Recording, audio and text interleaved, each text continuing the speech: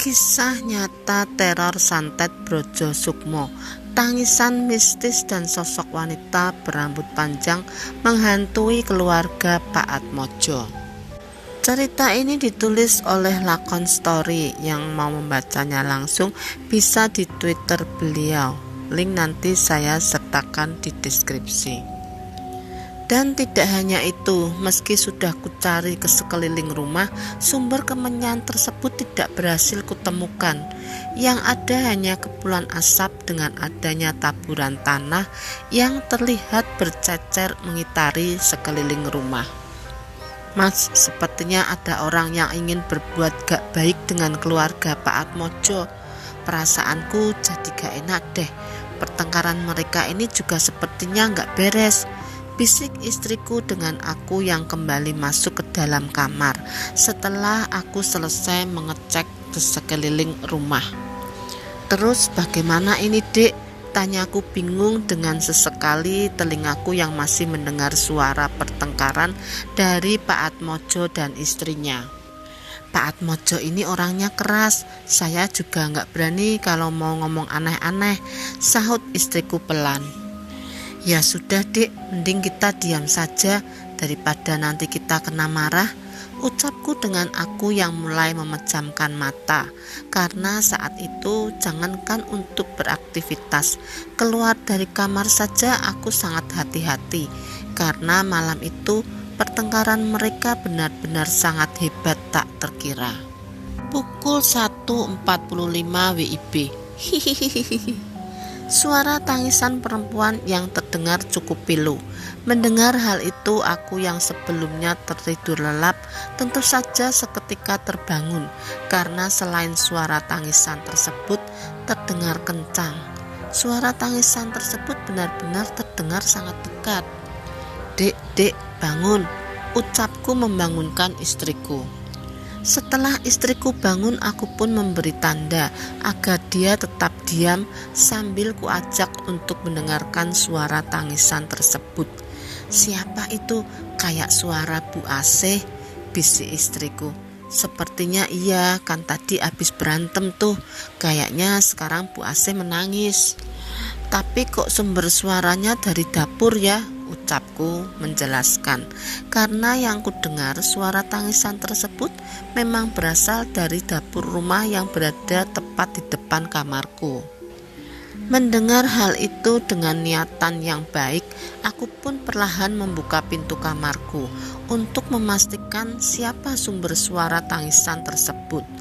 Tapi sayangnya ketika pintu kamar sudah kubuka, bukannya Bu Asih. Malam itu aku malah melihat adanya Singgih yang terlihat sedang duduk di meja makan sambil memperhatikan ke arah pintu belakang. Loh, Mas Singgih, kok belum tidur, Mas? Ada apa? Mas lapar ya? Apa mau saya buatkan makanan? Ucapku pelan.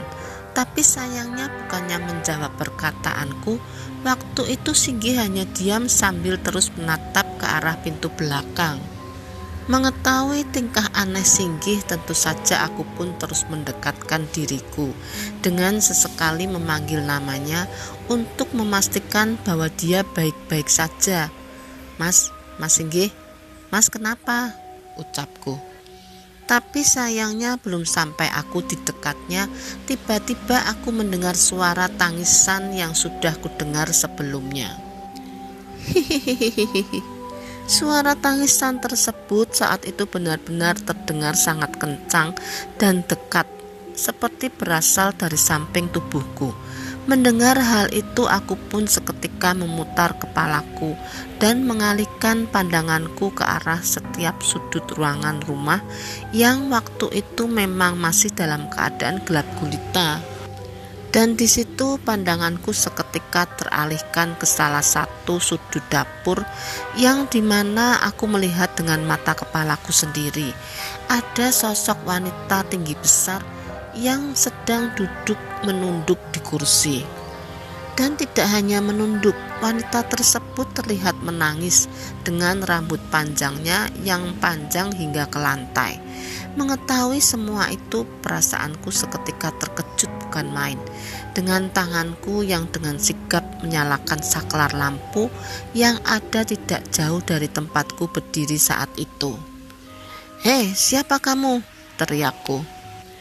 Tapi anehnya ketika lampu ruangan sudah menyala dengan terang, sosok wanita yang sebelumnya kulihat menangis tersebut tiba-tiba menghilang begitu saja. Dan tidak hanya itu, bersamaan dengan itu, Singgi yang sebelumnya hanya diam, seketika menggelinjang tidak karuan dengan membentur-benturkan kepalanya ke arah meja, kursi, dan lantai yang ada di area dapur tersebut. Di situ tidak sempat aku mencari di mana keberadaan wanita tersebut.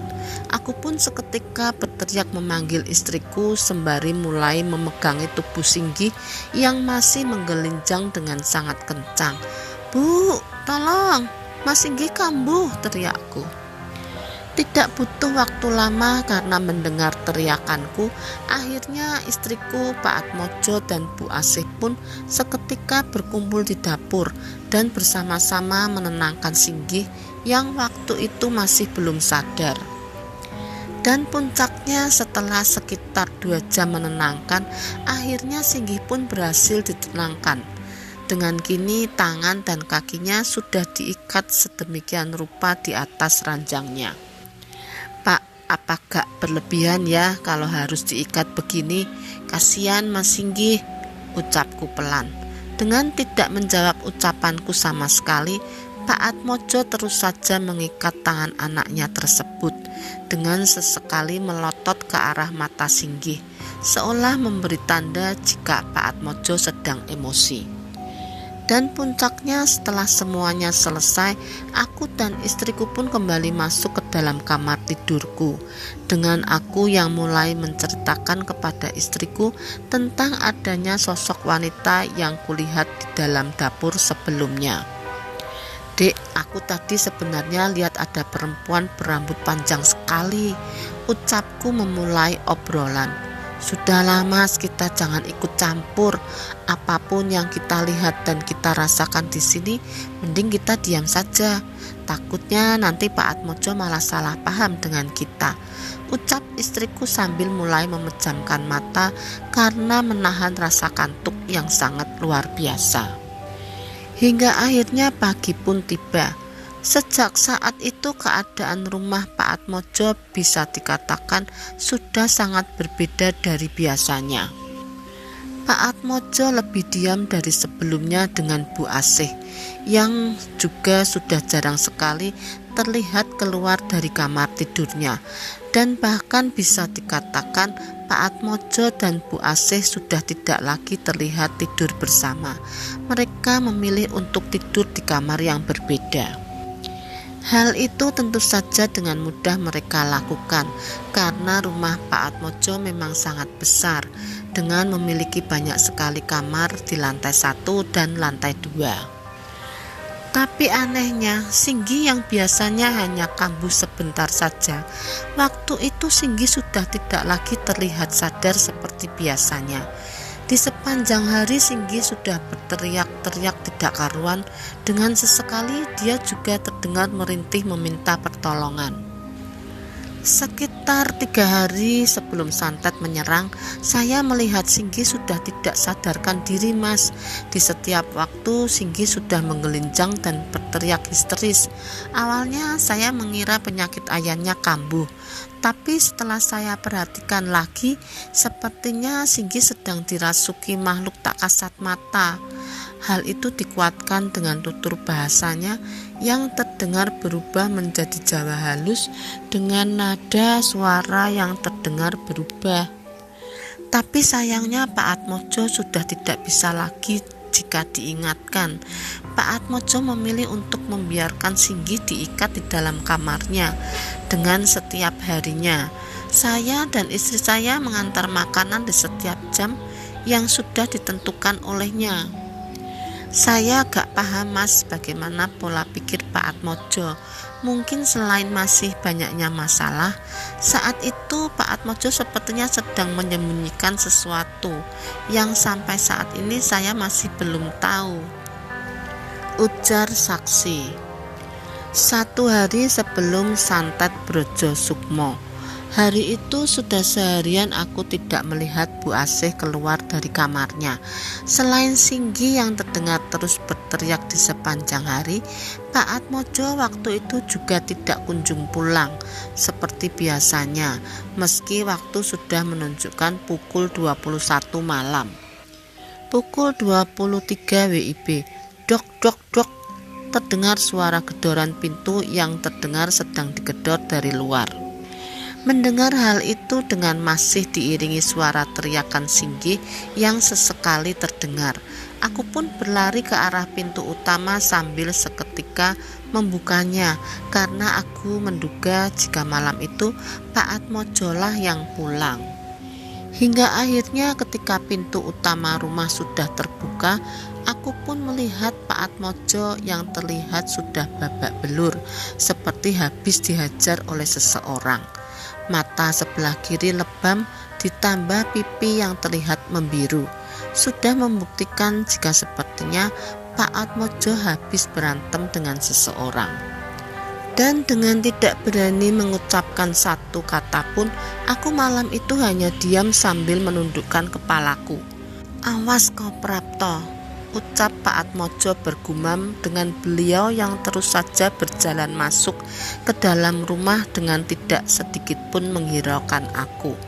Waduh, sepertinya Bapak lagi banyak masalah ini, pikirku sambil mulai kembali menutup pintu utama rumah.